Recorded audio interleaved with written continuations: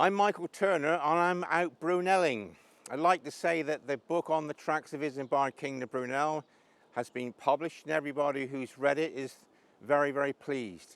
I'm looking for a second edition. There'll be extra pictures and there'll be some pictures that have been exchanged, such as for this bridge, which is in Bridgewater. It's called Somerset Bridge.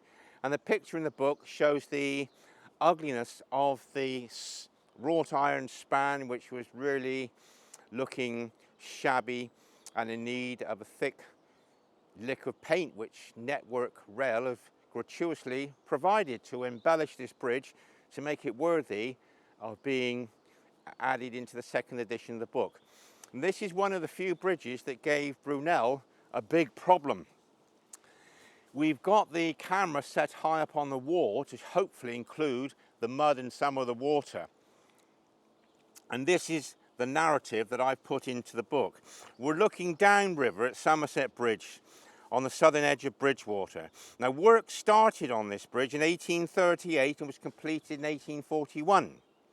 The 100-feet span was a masonry arch and had a rise of only 12 feet, being nearly twice as flat as the Maidenhead Viaduct Bridge. However, over a year after the bridge opened, Brunel reported to the directors that due to the outward thrust of the arch, the surviving abutments, and you can see one of them on the right here with the arch, they were still setting into the soft clay ground, for which the coastline in Somerset is very well known for. So Brunel was forced to remove the masonry arch and install a flat timber span. This 6-month operation miraculously did not interrupt rail traffic, and since 1904 this steel girder span has survived the Great Western Railway. And in August 1843, 2 years after its completion, Brunel inspects the bridge across the River Parrett. So this nondescript place was visited by the great man himself. And Brunel reported to the directors the subsidence of the piers. A timber arch will replace the very flat 100-feet masonry arch without interrupting the traffic.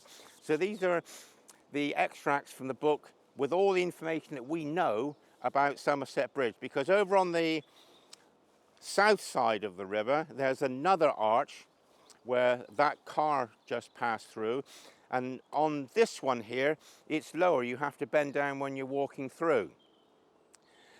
So amongst the Brunel bridges, this is one of the scant ones as far as what remains, because there's no centre span here anymore. All you've got of Brunel's work are the two piers with their arches, and they've sunk and stabilised, and the bridge has served the Bristol to Exeter railway line that Brunel was the chief engineer ever since the day the railway opened over this river, which is the second highest rise and fall of tide in the world. So that was a challenge that Brunel had to meet.